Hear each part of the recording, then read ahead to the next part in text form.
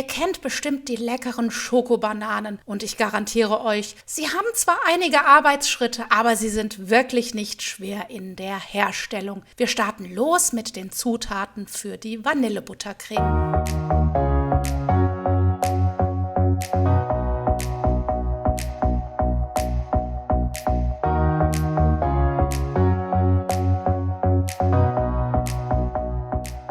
Hierfür wird Milch, Vanillepuddingpulver, Zucker und weiche Butter benötigt. Die Butter wird erstmal auf die Seite gestellt, die brauchen wir erst später, denn zuerst wird der Vanillepudding hergestellt und dazu wird Milch, Zucker und Vanillepuddingpulver in einen kleinen Kochtopf gegeben, glatt gerührt, anschließend wird der Herd angestellt und bei mittlerer Stufe unter ständigem Rühren einmal kurz aufgekocht, solange bis der Pudding eingedickt ist. Dieser wird anschließend umgefüllt und direkt auf der Oberfläche mit Klarsichtfolie abgedeckt, sodass sich keine Haut bildet und muss nun auf Zimmertemperatur auskühlen. In der Zwischenzeit bereite ich schon einmal das Backpapier vor. Dazu nehme ich die Bananen und zeichne insgesamt 6 Stück auf ein Backpapier. So weiß ich nämlich nachher, wie groß ich die Teigportionen spritzen muss.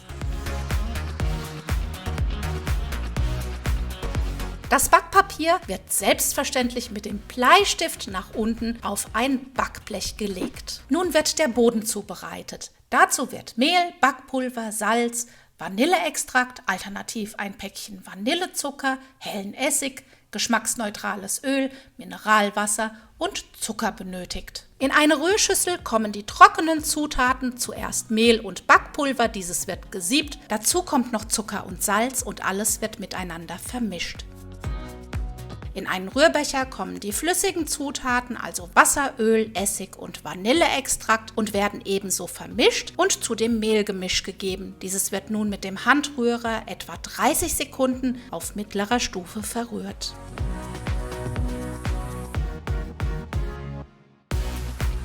Den Teig habe ich nun in einen Spritzbeutel gegeben und vorne ein großes Loch abgeschnitten und so spritze ich diesen nun auf das vorbereitete Backpapier. Den Backofen habe ich in der Zwischenzeit schon auf 180 Grad Umluft vorgeheizt.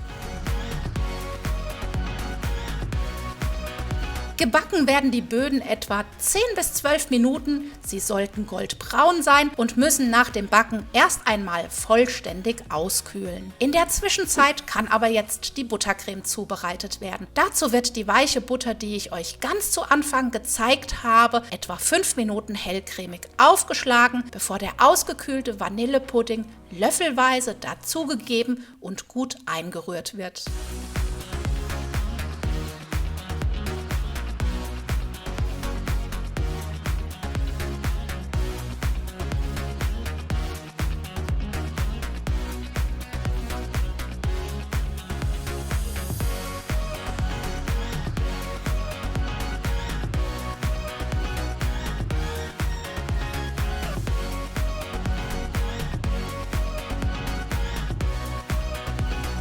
Natürlich brauchen wir auch noch den Hauptdarsteller, nämlich Bananen. Ich habe hier 3 mittelgroße Bananen. Sie waren ein bisschen zu groß, also wählt lieber etwas kleinere Bananen. Sie dürfen auch gerne schon etwas reifer sein. Außerdem benötigt ihr etwas Zitronensaft und Schokolade eurer Wahl. Die Bananen werden geschält und einmal in der Mitte längs halbiert.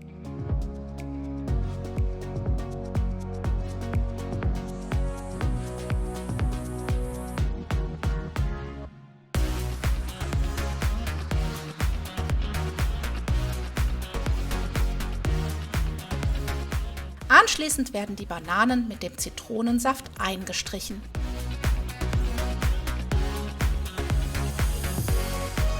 Die Buttercreme habe ich ebenfalls in einen Spritzbeutel gegeben, habe auch hier ein großes Loch hineingeschnitten, spritze diese nun auf die ausgekühlten Böden und gebe je eine halbe Banane oben drauf.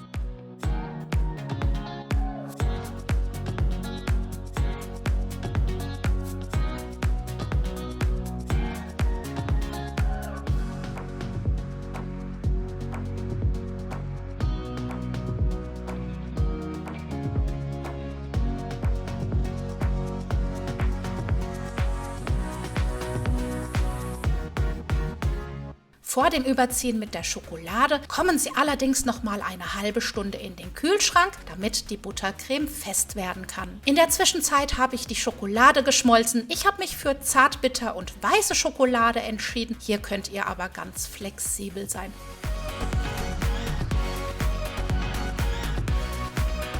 Ja, Schokolade und ich sind nicht wirklich Freunde. Komischerweise habe ich bei solchen Sachen immer wieder Probleme und sie wollen mir einfach nicht schön gelingen. Deswegen sind meine Schokobananen nicht ganz so hübsch und ein wenig hubbelig geworden, aber das war uns ganz egal. Die Schokobananen sind, egal ob mit glatter Schokolade oder mit hubbeliger Schokolade, 100% mega, mega lecker. Zudem wollen wir ja auch damit keinen Schönheitswettbewerb gewinnen. Wir wollen was Leckeres zum Schlemmen und das ist mit den Schokobananen auf jeden Fall garantiert. Deswegen seid in der Bewertung nicht ganz so hart mit mir. Das Rezept zum Nachlesen findet ihr in der Infobox und jetzt gleich am Ende verlinkt.